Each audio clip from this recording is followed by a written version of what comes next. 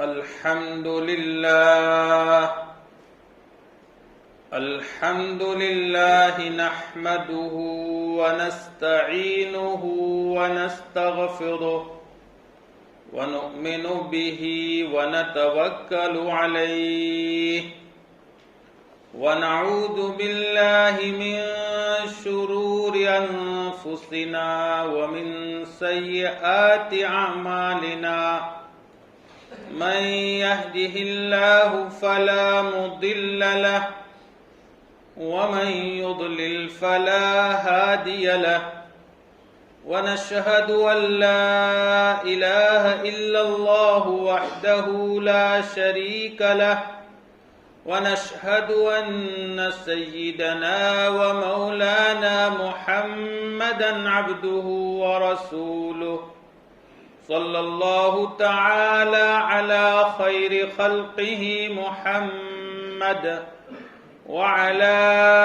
آله وأصحابه وأزواجه وأتباعه وبارك وسلم تسليما كثيرا كثيرا أما بعد فأعوذ بالله من الشيطان الرجيم بسم الله الرحمن الرحيم يا أيها الذين آمنوا قوا أنفسكم وأهليكم نارا وقودها الناس والحجارة عليها ملائكة غلاظ شداد لا يعصون الله ما أمرهم ويفعلون ما يؤمرون وعن عبد الله بن عمر رضي الله تعالى عنهما قال سمعت رسول الله صلى الله عليه وسلم يقول كلكم راع وكلكم مسؤول عن رعيته الإمام راع ومسؤول عن رعيته والرجل راع في أهله ومسؤول عن رعيته والمرأة راعية في بيت زوجها ومسؤولة عن رعيتها والخادم راع في مال سيده ومسؤول عن رعيته فكلكم راع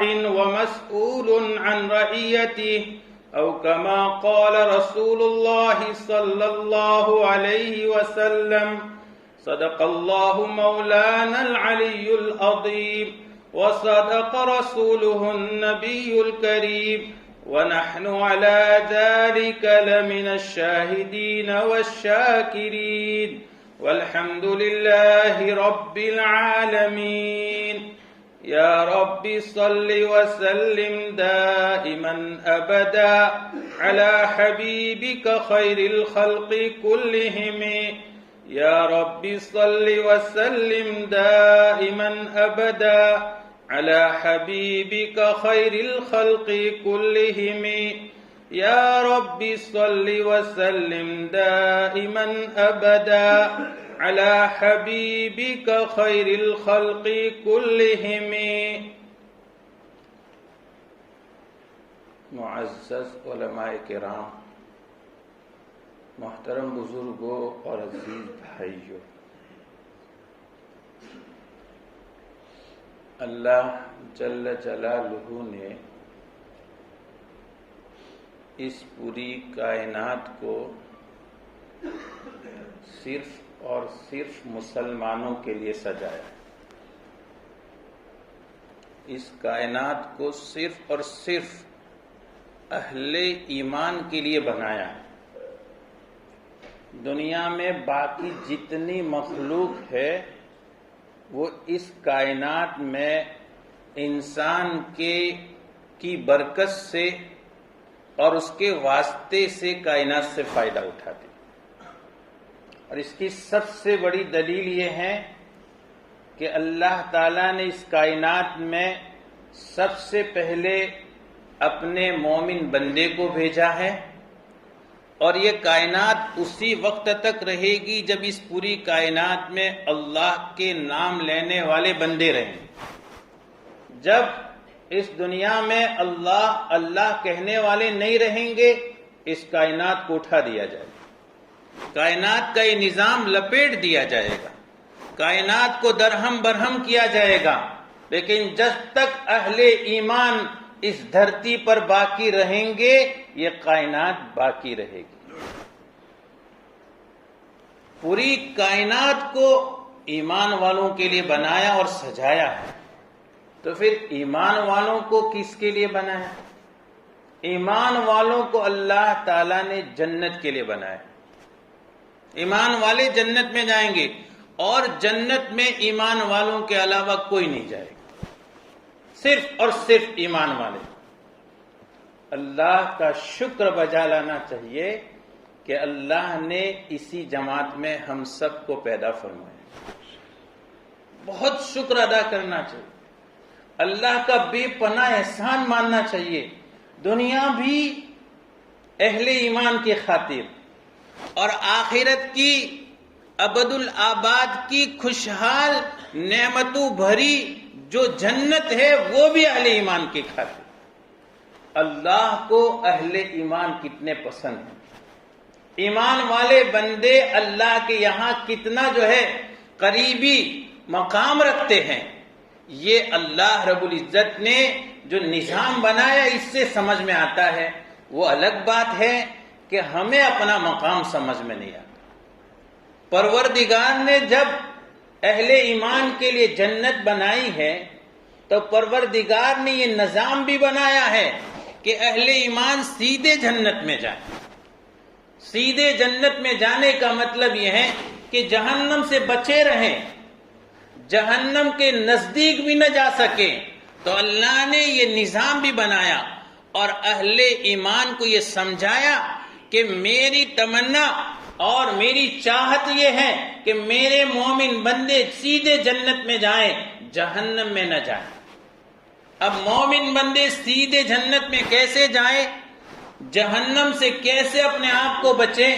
قرآن کریم میں بے شمار ہدایات ہے، ان میں سے ایک آیت کریمہ آپ کے سامنے تلاوت کی گئی ہے جس میں اللہ بڑے پیار بھرے انداز میں یا ایھا الذین آمنو، اے ایمان والو، بڑا پیارا یہ خطاب ہے۔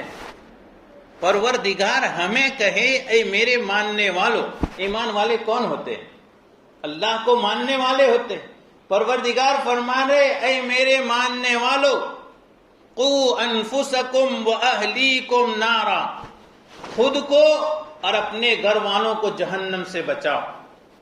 اللہ یہ چاہتے ہیں، اللہ کی یہ مرضی ہے، اس نے نظام بنایا ہے اور بندوں کو اور ایمان والوں کو سیدھے جنت میں بھیجنے کے لیے بے شمار انبیاء بھیجے ہیں، اپنی کتابیں نازل کی ہیں، اور قیامت تک آپ صلی اللہ علیہ وسلم کے وارثین علماء اور آپ صلی اللہ علیہ وسلم کے دین کے داعی یہ ہر آن سے یاد دلاتے رہیں گے کہ تیرا سیدھا راستہ جنت ہے، تو اپنے آپ کو ادھر متوجہ نہ کر، اپنے آپ کو جنت میں لے جا، جہنم میں جانے سے اپنے آپ کو بچا۔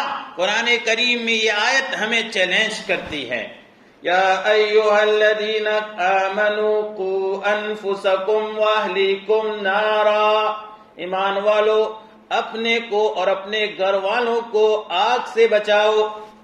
آگ سے بچاؤ، کیسی آگ؟ اس کے لیے اللہ رب العزت نے زبردست نقشہ کھینچا، وقودھا الناس والحجارہ، جس کا ایندھن لوگ اور پتھر ہوں گے۔ جہنم کو بھی لوگوں سے بھڑکایا جائے گا، جہنم کا ایندھن بھی انسان ہوں گے۔ اللہ ہی فرما رہے میں نے انسانوں میں ایک بڑے اہم طبقے کے لیے جنت بنائی ہے، لیکن اگر وہ اپنا مقام نہیں پہچان سکیں گے تو پھر جہنم بھی ہے، جہنم بھی ہے، جس جہنم کو بہکایا جائے گا، دہکایا جائے گا، بھڑکایا جائے گا، اور جس میں الاؤ میں اس کو روشن کرنے کے لیے پہلے ڈالے جائیں گے وقودها الناس والحجاب، اور اس جہنم پر مسلط فرشتے ہوں گے، علیہا ملائکۃ غلاد شداد لا یعصون اللہ ما امرہم ویفعلون ما یؤمرون، اتنے تنخو سخت مزاج فرشتے ہوں گے جو جہنم میں جلنے والوں کی چیخ و پکار سے متاثر نہیں ہوں گے، جہنم میں جلنے والوں کے واویلا سے ان کے دل میں رحم نہیں آئے گا۔ اللہ تعالیٰ نے ایسے تنخو سخت مزاج فرشتے وہاں مقرر کر رکھے ہیں کہ وہاں تو پروردگار کا جو حکم ہوگا فلاں بندے کو اوندے منہ گھسیٹ کر جہنم میں ڈال دو، فرشتے پھر نہیں دیکھیں گے وہ کیا چلا رہا ہے، کیا چیخ رہا ہے، کس طرح واویلا کر رہا ہے، وہ کیا دہائی دے رہا ہے، کچھ بھی نہیں، اسے بس وہ گھسیٹ کر کے جہنم میں ڈال دیں گے۔ علیہا ملائکۃ غلاد شداد لا یعصون اللہ ما امرہم ویفعلون ما یؤمرون، جو حکم ملے گا وہ تو بس پابند ہے، اس حکم کے تحت گھسیٹ کر کے جہنم میں ڈال دیں گے۔ تو اللہ ہم سے محبت فرماتے ہیں، اللہ یہ چاہتے ہیں، اللہ رب العزت نے نظام بنایا ہے کہ جن کی خاطر میں نے دنیا کو بھی آباد کیا، جن کی خاطر جنت کی نعمتیں بھی رکھی ہے، میرے وہ بندے اپنے آپ کو جہنم سے بچائے رکھے، اپنے آپ کو جنت والے راستے پر ڈالے رکھے، وہ بھول سے بھی جہنم کی طرف نہ جائیں۔ لیکن جہنم سے بچیں کیسے؟ یاد رکھیے جہنم سے بچنا صرف اور صرف گناہوں سے بچنے کے نتیجے میں ہے۔ اگر یہ سمجھتے ہیں کہ نیکیاں کر کے سیدھے جنت پہ چلے جائیں گے، بھلے گناہوں کا انبار ہمارے کھاتے میں ہو، ایسا ممکن نہیں ہے، عادت اللہ یہ نہیں ہے، خدا کا فضل ہو الگ بات ہے۔ نظام جو بنا ہے وہ کہ اللہ تعالیٰ نے اس دنیا میں ہر بندے کو اس سے بھی آگاہ کیا ہے، یہ جرم، یہ گناہ، اس کی یہ سزا ہے، اور بعض جرائم ایسے، بعض گناہ ایسے جن کی سزا دنیا میں بھی ملتی ہے، ہاں کچھ گناہ ایسے ہیں جن کی سزا آخرت میں ملتی ہے۔ اس لیے اگر گناہ بھری زندگی لے کر بندہ جائے گا، اپنے آپ کو اس نے نماز کا پابند بنایا، اپنے آپ کو اس نے روزے کا پابند بنایا، اپنے آپ کو اس نے زکوٰۃ کا پابند بنایا، اس نے حج کر دیا، اس نے بہت سارے عمرے کیے، تلاوت کا بھی وہ پابند ہے، نفلی عبادات کا بھی وہ پابند ہے، صف اولا کا بھی وہ پابند ہے، لیکن اگر اس سے گناہ بھی سرزد ہوتے، لیکن اگر وہ گناہوں سے نہیں بچتا، لیکن دوسروں کو تکلیف دینے سے نہیں بچتا، دوسروں کو پریشان کرنے سے نہیں بچتا، جو حقوق اس کے ذمے اور ہے، اللہ تعالیٰ نے اپنی عبادت کے ساتھ اپنے بندوں کے حقوق وابستہ کیے ہیں، اگر ان حقوق سے نہیں بچتا تو وہ بھول میں ہے، وہ سیدھا جنت میں چلا جائے۔ اس لیے کہ خدا کا نظام ہے، ان حقوق کی ادائیگی ضرور ہے۔ حدیث پاک میں یہی نقشہ کھینچا گیا۔ سرکار عالم صلی اللہ علیہ وسلم نے ایک مرتبہ صحابہ کرام کے سامنے یہ سوال قائم کیا، اتدرون من المفلس، بتاؤ تم میں کنگال، فقیر اور خالی ہاتھ کون ہے؟ مفلس کون ہے؟ مسکین کون ہے؟ محتاج کون ہے؟ صحابہ کرام نے وہی جواب دیا جو عام لوگوں کے ذہنوں میں ہوتا ہے اور ہمارے ذہن میں بھی ہے، فرمایا وہ شخص ہے جس کے پاس نہ دینار ہو نہ درہم ہو، یعنی جس کے پاس مال و دولت نہ ہو، زندگی گزارنے کے لیے اسباب زندگی نہ ہو، ضروریات زندگی اس کے پاس نہ ہو، تو وہ کنگال ہے۔ آپ نے فرمایا میری امت کا مفلس وہ ہے، میری امت کا مفلس وہ ہے کل قیامت کی دن اپنے نامہ اعمال میں نیکیوں کے بے شمار دفاتر لے کر آئے گا، جس میں اس کی نیکیاں رجسٹر ہوگی اور اس کے وہ انبار وہاں لگے ہوئے ہوں گے، تو نیکیوں کا بڑا خزانہ ساتھ میں لے کر کے آیا ہے، لیکن ہاں اس نے دنیا میں کسی کو مارا ہے، کسی کو گالی دی ہے، کسی کو ستایا ہے، کسی پر تہمت لگائی ہے، کسی کا حق مارا ہے، تو پھر وہ بھی وہاں لائن میں کھڑے ہوں گے، جو پروردگار سے مطالبہ کریں گے، اللہ کی عدالت قائم ہوگی، اور اس وقت اللہ کی حکومت کے سوا کوئی حکومت نہیں ہوگی۔ خدائے جل جلال کا اعلان ہوگا لمن الملک اليوم، آج بتاؤ دنیا میں تمہاری اپنی مجازی حکومتیں قائم تھی، تم دنیا میں اپنے آپ کو بہت بڑا لیڈر، بہت بڑا حاکم، بہت بڑا فرما روا، بہت بڑا سربراہ جانتے تھے، بتاؤ آج حکومت کس کی ہے؟ کوئی جواب دینے کی طاقت کہاں رکھے گا؟ پروردگار خود جواب دیں گے، للہ الواحد القہار، اس ایکتا اللہ کی ہے جو زبردست ہے اور جس کا سب پر جو ہے غلبہ ہے۔ اس موقع سے وہ طلب کرنے والے کھڑے ہوں گے، اللہ سے فریاد کریں گے، اس نے مجھے گالی دی تھی، اس نے مجھے تماچا مارا تھا، اس نے مجھ سے خیانت کی تھی، اس نے میری زمین غصب کی تھی، اس نے میری دکان غصب کی تھی، اس نے مجھے دھوکہ دیا تھا، اس نے مجھے زخمی کیا تھا، میرے راستوں پر جو ہے روڑے اٹکائے تھے اور مجھے دنیا میں ذلیل کرنے، میری آبرو سے کھلواڑ کرنے میں اس نے کوئی کمی باقی نہیں رکھی تھی۔ پروردگار اس موقع سے اب اس سے کہیں گے، اس مجرم سے جو نیکیوں کے تو انبار لے کر آیا ہے لیکن اپنے کھاتے میں گناہوں کا بھی ایک بڑا حصہ ہے، اب یہ حقوق مانگیں گے۔ آپ صلی اللہ علیہ وسلم فرماتے ہیں وہاں اب ان کے حقوق چکانے کے لیے سوائے نیکیوں کے کچھ نہیں ہے۔ وہ ماں کے پیٹ سے جیسا آیا تھا دنیا سے خالی ہاتھ جاتا ہے، یہ مال و دولت جس کی خاطر اس نے دنیا والوں میں اپنے آپ کو جو ہے ذلیل کیا، اور یہ مال و دولت جس کی خاطر اس نے حقوق غصب کیے، یہ مال و دولت جس کے خاطر بندوں کے ساتھ اس نے ناروا سلوک کیا، یہ سب یہاں چھوڑ کر جائے گا۔ وہاں تو حقوق ادا کرنے کے لیے اس کے پاس ایک پائی بھی نہیں ہوگی۔ اس موقع سے پروردگار کا نظام ہے کہ وہاں سے اس کی نیکیاں نکال کر کے ان حقوق والوں کو دی جائے گی، یہ ساری نیکیاں ان کو دی جائے گی اور یہ نیکیاں ان حقوق والوں کو ملے گی۔ نتیجہ یہ نکلے گا کہ خالی ہاتھ ہے، ساری نیکیاں ختم ہو گئی ہے اور ابھی حقوق طلب کرنے والے یہاں کھڑے ہیں۔ وہ پروردگار سے کہیں گے ان کو حقوق مل گئے، ہمارے حقوق باقی ہے۔ پروردگار دوسرا نظام بنائیں گے، کہیں گے اب ان کے گناہ اس کے سر پر ڈالو، ان کے گناہ اس کے سر پر ڈالو، اور یہ گناہ ان کے سر پر ڈالے جائیں گے، اور نتیجہ نکلے گا ان گناہوں کے انبار کے تلے وہ دب جائے گا۔ کہاں تو حال یہ تھا بے شمار نیکیاں لے کر کے آیا تھا اپنے خزانے میں، بے شمار نیکیاں لے کر کے آیا تھا اپنے نامہ اعمال میں، اس کے رجسٹر نیکیوں سے بھرے ہوئے تھے، لیکن یہ حقوق جو ہے اس نے ضائع کیے تھے۔ کہاں کیا حال ہوگا؟ سارے گناہ اس پر ڈال دیے جائیں گے، اور اسی حدیث پاک میں آپ نے فرمایا پھر اس کو گھسٹ کر کے جہنم میں ڈال دیا جائے۔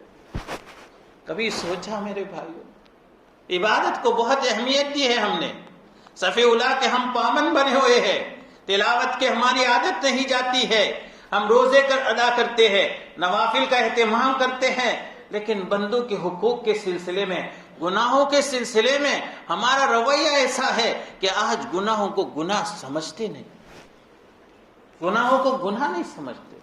ایک حدیث پاک ہے، بڑی لمبی حدیث ہے، حضرت ابو ہریرہ رضی اللہ تعالیٰ عنہ فرماتے ہیں ایک موقع پر آپ صلی اللہ علیہ وسلم نے اعلان فرمایا، کون ہے جو مجھ سے نصیحت کی چند باتیں سیکھ لے تاکہ وہ خود اس پر عمل کرے اور پھر وہ نصیحت کی باتیں دوسروں تک پہنچائے، وہ عمل کرے۔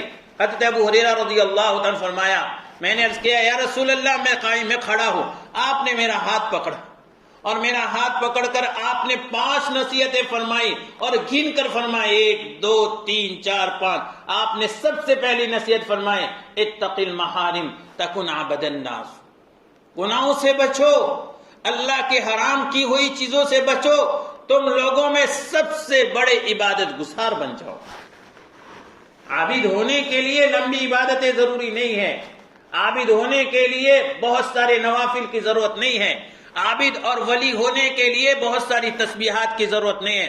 فرائض کا پابند بن جائے اور اس کے بعد اس کا نظام یہ ہو کہ اس کے کھاتے میں کوئی گناہ نہ ہو، اس کے کھاتے میں کوئی گناہ نہ ہو۔ یاد رکھیے وہی دنیا کا سب سے بڑا ولی ہے، دنیا کا سب سے بڑا بزرگ ہے، دنیا کا سب سے بڑا عابد ہے اور اللہ کے یہاں سب سے مقرب بندہ۔ احادیث میں یہ نقشے بھی کھینچے گئے۔ اللہ کے نبی صلی اللہ علیہ وسلم، صحابہ کرام تشریف فرما ہے، آپ صحابہ کرام سے فرماتے ہیں ابھی ایک صاحب تشریف لائیں گے، وہ جنتی ہے، صحابہ کرام انتظار میں رہے. دیکھے تو صحیح یہ خوش نصیب بندہ کون ہے؟ اللہ کے نبی صلی اللہ علیہ وسلم کا یہ سعادت مند صحابی کون ہے جو بھی مسجد میں آنے والا اور جنتی ہے؟ سب کی نگاہیں دروازے پر لگ گئی.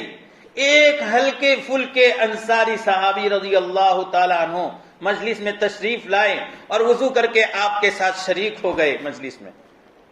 صحابہ کرام تحجب میں رہے. کوئی بہت نمایاں مقام ان کا نہیں تھا، عام صحابہ کرام کی طرح ایک صحابی تھے.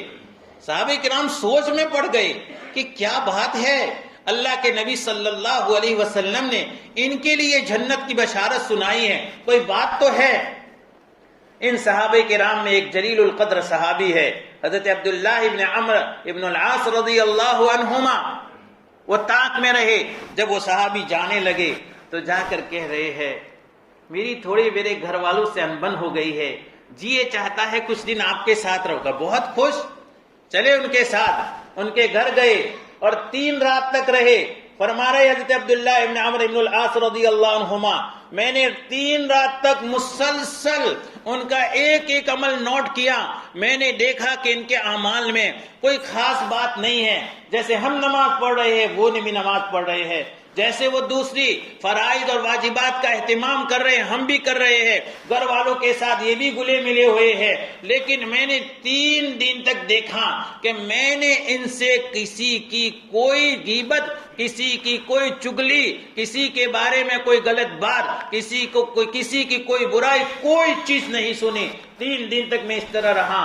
جب تیسرے رات میں دیکھتا تھا کہ وہ ایسے ہی سوتے تھے جیسے ہم سوتے ہیں، کروٹ بدلتے ہوئے جب آنکھ کھل جاتی تھی، نیند اچاٹ ہو جاتی تھی تو سبحان اللہ اللہ اکبر پڑھتے تھے، اور رات کے آخری پہر میں اٹھ کر تہجد پڑھتے ہیں. کوئی نیا نظام نہیں ہے ان کا. پھر کیا بات ہے؟ اللہ کے نبی صلی اللہ علیہ وسلم نے انہیں جنت کی بشارت سنائی. جانے لگے تو کہا حقیقت یہ ہے میں نے آپ سے ایسے ہی کہا تھا کہ گھر والوں سے انبن ہو گئی ہے.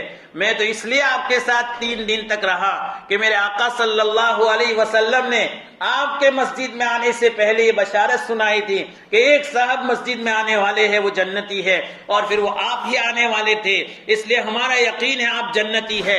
لیکن آپ کا وہ کون سا مخصوص عمل ہے جو آپ چھپ کر کرتے ہو اور ہمیں پتہ نہ چلا ہو؟ باقی سارے اعمال جو ہمارے سامنے ہے وہی ہے جو ہمارے ہیں. پھر کس عمل کی بنیاد پر تمہیں جنت کی بشارت دی گئی ہے؟ انہوں نے جواب میں کہا کوئی عمل نہیں ہے، مجھے پتہ نہیں ہے، میرے تو یہی اعمال ہے. ہاں ایک بات ہے کہ میں جب صبح اٹھتا ہوں تو میرے دل میں کسی مسلمان بھائی کے بارے میں کوئی کھوٹ نہیں ہوتی، اور جب رات کو سوتا ہوں تو کسی مسلمان بھائی کے بارے میں کوئی کھوٹ نہیں ہوتی. حضرت عبداللہ ابن عمرو رضی اللہ عنہ فرمایا بس یہی بات ہے، یہی بات ہے جو بندے کو جنت میں لے جاتی ہے.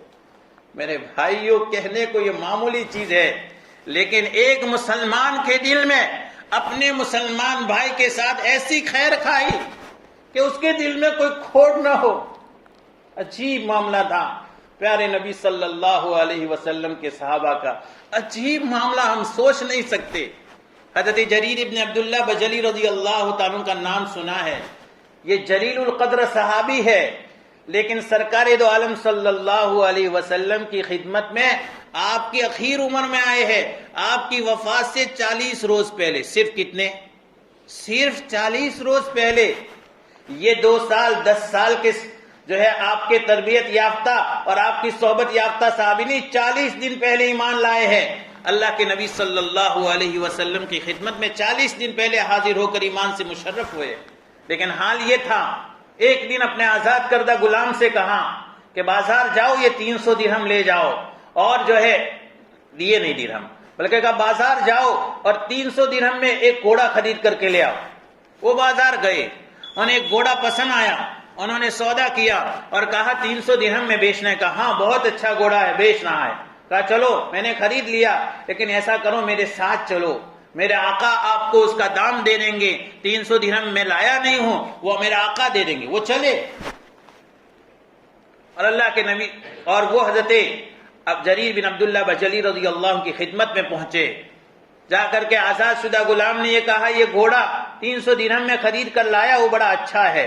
انہوں نے گھوڑا دیکھا اور اس گھوڑے بیچنے والے سے مالک سے کہا آپ نے 300 میں بیچا ہے؟ کہا کہ اگر میں 400 میں خریدوں تو بہت اچھی بات ہے، آپ اگر مجھے زیادہ دیں گے تو میرے لیے تو کیا حرج ہے۔ کہ اگر 500 میں خریدوں تو کہا بہت اچھی بات ہے، کیا حرج ہے۔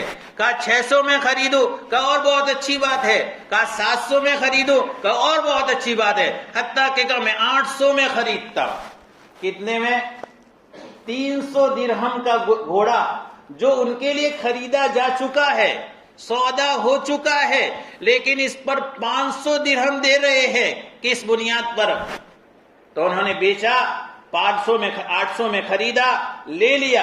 اب دوسرے بھی مجلس میں تو ہوں گے، انہیں تعجب ہو رہا ہے ان کے اس معاملے پر۔ جو گھوڑا 300 میں مل رہا تھا 500 زیادہ دے کر کے انہوں نے اپنے حق میں اتنا نقصان کیوں کیا ہے؟ تو پوچھا حضرت جریر رضی اللہ تعالیٰ عنہ سے کہ آپ نے 800 میں خریدا یہ گھوڑا جو 300 میں مل رہا؟ کہا ہاں۔ کہا ایسا کیوں کیا؟ کہا میرے آقا صلی اللہ علیہ وسلم نے مجھ سے عہد لیا تھا، میرے آقا صلی اللہ علیہ وسلم نے مجھ سے عہد لیا تھا میں ہر مسلمان بھائی کی خیر خواہی کروں گا، اور میں اس عہد پر جمع ہوا ہوں۔ میں نے یہ گھوڑا دیکھ کر اندازہ کر لیا تھا کہ یہ گھوڑا 300 درہم کا نہیں ہے، یہ گھوڑا 800 درہم کا ہے۔ ہو سکتا ہے اس نے کسی مجبوری میں 300 میں بیچ دیا ہے، لیکن مجھے اچھا نہیں لگا میں اس کی مجبوری سے فائدہ اٹھاؤں۔ میرے آقا صلی اللہ علیہ وسلم سے میرا کیا ہوا عہد باقی تھا، میں نے اپنے مسلمان بھائی کی خیر خواہی کی خاطر میں نے جتنی کی قیمت کا یہ گھوڑا بنتا تھا، 800 درہم کی قیمت کا یہ گھوڑا تھا، میں نے اس کو 800 درہم میں یہ گھوڑا دے دی، میں نے 800 درہم دے کر یہ گھوڑا خریدا۔ میں کسی مسلمان بھائی کی بدخواہی نہیں کر سکتا۔ کہاں ہے وہ اور کہاں ہے ہم؟ ہمارا حال کیا ہے؟ ہم اپنے آپ کو سچا پکا مومن سمجھتے ہیں۔ حضرت انس رضی اللہ تعالیٰ عنہ سے بھی سرکار دو عالم صلی اللہ علیہ وسلم نے ایک مرتبہ بڑا پیارا خطاب کر کے فرمایا تھا، یا بنیہ، میرے بیٹے، اگر تم سے یہ ہو سکتا ہے کہ تمہاری صبح اور تمہاری شام اس حال میں ہو کہ کسی مسلمان بھائی کے دل میں کوئی کھوٹ نہ ہو تو ایسا ضرور کرو۔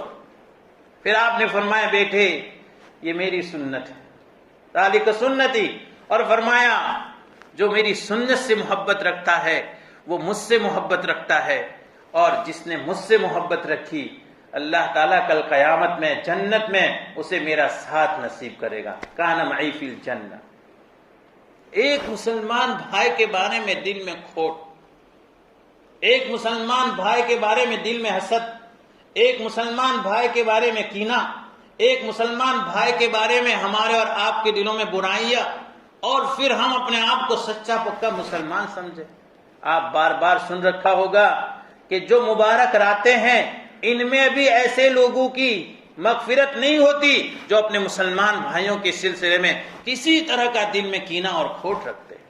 اس لیے میرے بھائیوں، ہمیں براہ راست جنت میں جانے اور جہنم سے حفاظت کے لیے ہمارے پروردگار ہمیں چیلنج کر رہے ہیں، یا ایھا الذین آمنوا قوا انفسکم واہلیکم نارا، خود کو بھی اور اپنے گھر والوں کو جہنم کی آگ سے بچاؤ۔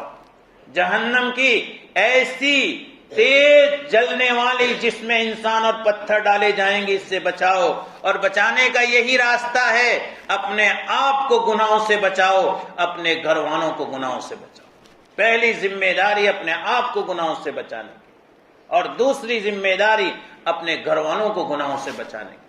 ہم اور آپ اگر صرف پہلی ذمہ داری پوری کر رہے ہیں تو بھی یاد رکھے نہیں بچ سکتے جب تک کہ ہم دوسری ذمہ داری پوری کرنے والے نہیں ہوں گے۔ ہمارے بچوں کو، ہمارے ماتحتوں کو، ہمارے گھر والوں کو، ہماری ماں اور بہنوں کو، ہمارے بھائی بہنوں کو، اور ہماری بیوی اور بچوں کو، سب کو یہ پیغام دینا ضروری ہے، سب کو یہ سمجھانا ضروری ہے، سب کو یہ سکھانا ضروری ہے کہ ہم جنت میں جانا چاہتے ہیں تو پہلا کام ہمارا یہ ہے کہ ہم جہنم میں جانے والے سے اعمال سے، جہنم میں لے جانے والے گناہوں سے اپنے آپ کو بچائیں۔ یہ ذمہ داری ہے۔ میں نے ابھی آپ کے سامنے جو حدیث پاک پیش کی ہے اسی میں بھی اللہ کے نبی صلی اللہ علیہ وسلم نے یہ ذمہ داری ہمیں سمجھائی ہے، کلکم راعٍ وکلکم مسئول عن رعیتہ، تم میں سے ہر ایک اپنے گھر کا نگران ہے، تم میں سے ہر ایک ذمہ دار ہے اور ہر ایک سے اپنی ذمہ داری کے بارے میں سوال ہوگا. یہ نہ سمجھے ہم کہ ہم اپنی ذمہ داری اپنے آپ پر ادا کر دیں گے, ہم چھوٹ جائیں گے. اپنے اولاد کی ذمہ داری بھی ہم پر ڈالی گئی. آپ نے فرمایا الرجل راع فی اہلہ ومسئول عن رعیتہ, ایک مرد اپنے گھر والوں کے سلسلے میں ذمہ دار ہے. جیسی اپنی تربیت اس کے لیے ضروری ہے, اپنے بال بچوں کی تربیت بہت ضروری ہے. اور اس ماحول میں جہاں آج وبائیں, بلائیں, پریشانیاں, مصیبتیں اس طرح سے جو ہے عام ہو گئی ہے کہ ایک اچھا مسلمان بھی اپنے آپ کو گناہوں سے بچانا چاہے نہیں بچا سکتا. پھر ایک نوآموز بچہ اور ابھی جو ہے نوجوان جس کے جذبات بھڑکے ہوئے ہیں وہ کیسے اپنے آپ کو گناہوں سے بچا سکتا؟ یہ ہماری ذمہ داری ہے. آج ہمارا حال یہ ہے, ہم اپنے آپ کو تھوڑا پابند بنا دیں, ہم اپنے آپ کو نماز کا پابند بنا دیں, ہم اپنے آپ کو تسبیحات کا پابند بنا دیں, لیکن ہماری اولاد رات اور دن کہاں جاتی ہے, کہاں رہتی ہے, کن کے ساتھ ان کے تعلقات ہے, کن کے ساتھ ان کا اٹھنا بیٹھنا ہے, وہ کب سوتی ہے, کب جاگتی ہے, نمازوں میں ان کی حاضری ہے یا نہیں ہے, صفی اللہ کے وہ پابند ہے کہ نہیں ہے, تلاوت کرتے یا نہیں کرتے ہیں, گناہوں سے بچتے یا نہیں بچتے. ہم نے اپنی آنکھوں پر پٹیاں لگا رکھی, صرف آنکھیں بند نہیں ہیں, ہم نے آنکھیں بند نہیں کی ہے, اپنی آنکھوں پر پٹیاں لگا رکھی ہے کہ ہمیں نظر آتا ہے لیکن اس کے باوجود ہم نگاہیں نیچی کی ہو. آج میری اولاد کہاں جا رہی, کیا کر رہی ہے, کوئی کسی طرح کا دھیان نہیں ہے. آنکھوں کے سامنے کیسے کیسے گناہوں میں مبتلا ہے, اور ہم اور آپ اس اطمینان سے بیٹھے ہو کہ میں تو پابند ہوں, میں تو نماز پڑھتا ہوں, میں تو روزہ رکھتا ہوں, میرا لباس اسلامی ہے, میرا لباس شرعی ہے. میرے بھائیوں, یہ بات یقین سے سنیے اور اللہ کے نبی صلی اللہ علیہ وسلم کا یہ ارشاد دل میں اتاریے, الا کلکم راعٍ وکلکم مسئول عن رعیتہ, تم میں سے ہر ایک ذمہ دار ہے اور کل قیامت کے دن اللہ تعالیٰ کے یہاں اس کا سوال ہونے والا ہے. اپنے اولاد کی تربیت کے سلسلے میں جو غفلتیں ہو رہی ہے اور خالی ہم زبانی جمع خرچ کر رہے ہیں, ماحول خراب ہو رہا ہے, ماحول خراب ہو رہا ہے, ماحول بگڑ رہا ہے. لوگ جو ہے بچے ہمارا کہنا نہیں مانتے. میرے بھائیوں, اتنا کہنے سے کافی نہیں ہے. قرآن کریم کی آیت ہمیں سمجھا رہی ہے اپنی اولاد کو گناہوں سے بچانے کے لیے ایسی ہی محنت کرنا ضروری ہے جیسے ہمارے سامنے کوئی آگ جل رہی ہو اور ہماری اولاد اگر اس میں کودنا چاہتی ہو تو کیا ہم اس طرح سے شور بچا کر کے جو اپنی ذمہ داری پوری کر لیتے ہیں؟ نہیں. ہمیں معلوم ہے ہماری اولاد اگر آگ میں گرنا چاہتی ہے ہم اس کو پکڑنے کی کوشش کرتے ہیں, اگر ہماری کوشش کامیاب نہیں ہوتی ہم دوسروں سے درخواست کرتے ہیں, ان کے پاؤں پکڑتے ہیں, میرا بچہ غلط جو ہے آگ میں جا رہا ہے, وہ خودکشی کر رہا ہے, اپنے آپ کو جلا رہا ہے, اللہ کے واسطے بچا دیجئے, اللہ کے واسطے. ساری ایڑی چوٹی کا زور لگا دیں گے. پھر کیا بات ہے دنیا کی اس آگ کے بچانے کے لیے تو آپ جو ہے اتنے زیادہ پریشان ہو جاتے ہیں, اتنا زیادہ حرکت میں آ جاتے ہیں, اور ہماری اولاد ہماری آنکھوں کے سامنے جہنم کی آنکھ میں گر رہی ہے, جہنم کی آگ میں گر رہی, نمازیں نہیں پڑھتی. ہم میں سے کون ہے جو اپنے اولاد کو محبت سے سمجھاتا ہے, اور اگر سمجھاتا بھی ہے تو کہتا ہے اولاد نہیں مانتی. ہم کہتے ہیں نماز کے لیے, اولاد نہیں مانتی. ہم ان کو کہتے ہیں جو ہے اچھے ماحول میں رہنے کے لیے, اولاد نہیں مانتی. ہم ان سے کہتے ہیں اپنے برے دوستوں سے جو ہے قطع تعلق کر لے, اولاد نہیں مانتی. یہ عذر لنگ ہے.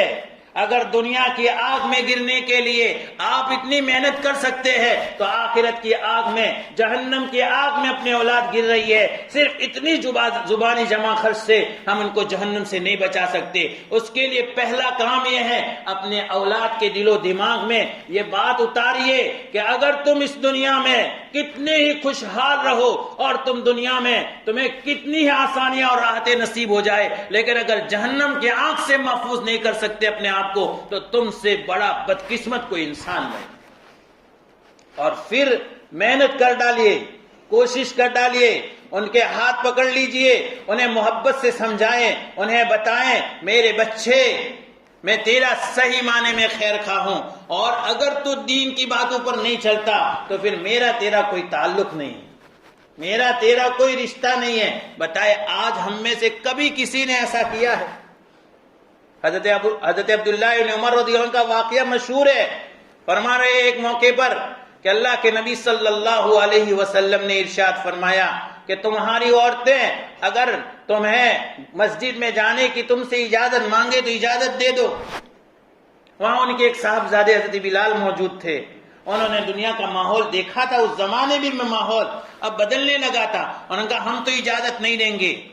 اتنی بات سنی تھی حضرت ابن عمر رضی اللہ عنہ کا اتنا غصہ آیا، اور میں تمہارے سامنے حدیث پیش کر رہا ہوں اور تم یہ بتا رہے ہو کہ ہم مسجد میں جو ہے ان کو آنے نہیں دیں گے، ہم اجازت نہیں دیں گے. حالانکہ حضرت ابن عمر کی ان صاحبزادے کی بات بہت صحیح تھی، کیونکہ اس زمانے کے اعتبار سے مسجد میں عورتوں کے آنے میں فتنے ہو سکتے تھے. اللہ کے نبی صلی اللہ علیہ وسلم کے زمانے میں وہ فتنے نہیں تھے، لیکن انداز صحیح نہیں تھا جس سے براہ راست حدیث کا انکار ہو رہا تھا. حضرت ابن عمر کو اتنا غصہ آیا، فرمایا میں زندگی بھر تجھ سے بات نہیں کروں گا. حدیث میں جملہ لکھا ہوا ہے، موت تک اپنے اس بیٹے سے بات نہیں کی. صرف ایک سنت کا انکار اس طرح سے کر رہے ہیں جس میں حقیقت میں حدیث کا انکار نہیں تھا. وہ تو دنیا کی حالت دیکھ کر کے گویا یہ بتا رہے تھے کہ اب زمانہ نہیں رہا، اور ہمارے سامنے شریعت کا جنازہ نکل رہا ہے. ہمارے سامنے ہمارے بچے ارتداد کے دہانے پر کھڑے ہو گئے ہیں میرے بھائیوں. اور اس موبائل کے فتنے نے ہماری اولادوں کے دلوں کے اندر سے ایمان کے کھرجنے کی ساری تیاری کر ڈالی. بے خبر نہ رہیے، بھولے نہ بنیے. ہم کو سب معلوم ہے اور ہم سب جانتے ہیں ہماری اولاد اس فتنے کے نتیجے میں کہاں چلی گئی ہے. اللہ حفاظت فرمائے، اللہ حفاظت فرمائے، آمین. اللہ حفاظت فرمائے. اگر ہم نے ابھی خبر نہیں لی تو اللہ حفاظت فرمائے، پھر حالات اس سے بھی ابتر ہو جائیں گے اور پھر ہم روتے رہیں گے لیکن اس کی تلافی نہیں ہوگی. اور یاد رکھیے اللہ کے نبی صلی اللہ علیہ وسلم کا یہ اعلان ہے، الا کلکم راعٍ ومسئول عن رعیتہ. کل قیامت کے دن اس ذمہ داری کا ہمیں اللہ کے یہاں سوال ہوگا اور اس کا جواب دینا ہے. اس لیے آیت کریمہ کی اس روشنی میں درد کے ساتھ آپ سے درخواست کر رہا ہوں، ہم اپنے آپ کو صرف نہیں، اپنے بچوں کو، اپنے گھر والوں کو جہنم سے آگ سے بچانے کی فکر کریں. اور اس کا پہلا مرحلہ حدیث پاک میں دین کے احکام میں سے بچوں کو سب سے پہلے بالغ ہونے سے پہلے جس دینی حکم کی تربیت کے لیے جو ذمہ داری دی گئی ہے وہ نماز کی پابندی. آپ نے حدیث پاک میں فرمایا جب بچے 7 سال کے ہو جائے انہیں نماز کا حکم دو. 7 سال کے ہونے پر نماز فرض نہیں ہوئی ہے ان پر، لیکن ابھی سے عادت ڈالو. اور 10 سال کے ہو جائے تو پھر انہیں اگر نماز چھوڑ دے تو اس پر ان کی پٹائی کرو، ان کی تنبیہ کرو. نماز فرض نہیں ہوئی ہے، لیکن کیا بات ہے، اسی لیے کہ اگر بالغ ہونے تک ان کی نماز کی عادت نہیں بنی، پھر بالغ ہونے کے بعد ہم روتے رہیں گے اور نماز کی عادت نہیں بنے گی. اس لیے کہ جو زمانہ تھا انہیں اس بات کا احساس دلانے کا کہ بیٹو یہ اللہ کے گھر میں جا کر کے اپنی پیشانی ٹکا کر کے جو دل کا سکون ملتا ہے وہ اس زمانے میں ملتا ہے. اور جب بچے اس کے عادی بن جائیں گے، امام غزالی رحمۃ اللہ نے لکھا ہے کہ ہر چیز پہلے ریا ہوتی ہے، دکھلاوا ہوتی ہے. یہ بچے نماز پڑھیں گے، اس کی کیا حقیقت ہے؟ ان کے پاس ابھی پاکی صفائی کے مسائل نہیں ہیں، لیکن یہ ریا ہے، دکھلاوا کوئی بات نہیں ہے. ریا ہوتی ہے، اس کے بعد پھر عادت بنتی ہے اور اس کے بعد عبادت بنتی ہے. ابھی ریا ہے، پھر عادت بنے گی اور پھر یہی نماز ان کی عبادت بنے گی. ہم اور آپ یہ سمجھ کر کے جب بالغ ہو جائیں گے خود پڑھیں گے. میرے بھائیو یہ بڑی بھول ہے ہماری. تو پہلا کام اپنی اولاد کے سلسلے میں انہیں نماز کا اہتمام کروانے کی ذمہ داری ہے. اگر اس سے غفلت برت رہے ہیں یہ ہماری بھول ہے. اور دوسرا اہم کام، ہم ان کے لیے دعاؤں کا اہتمام کریں. ان کی دنیا کے لیے کتنی دعائیں کرتے، ایگزام ہو اور بھی کسی طرح کا دنیاوی معاملہ ہو، اللہ والوں سے جا کر دعا کرواتے ہیں. بچے کے لیے دعا کر دینا. دین اتنا سستا ہے، آخرت اتنی آسان ہے کہ ہم دنیا کے لیے تو دعائیں کروائیں اور خود دعاؤں کا اہتمام کریں. دیکھو اگر ہمارے بچے اب بھی غفلت کی زندگی گزار رہے ہیں، اپنے اللہ سے فریاد کریں، اللہ کے سامنے گڑ گڑائیں، روئیں اور دعا کا اہتمام کریں کہ پروردگار ہمیں بھی اور ہمارے بچوں کو بھی اور ہمارے گھر والوں کو بھی ہدایت نصیب فرما. یہ 2 کام کر لے، انشاءاللہ ہمارے اولاد کی جو ہم پر ذمہ داری ڈالی گئی ہے اس کی ذمہ داری کی ادائیگی ہم سے ہو جائے گی. اس لیے اپنے بچوں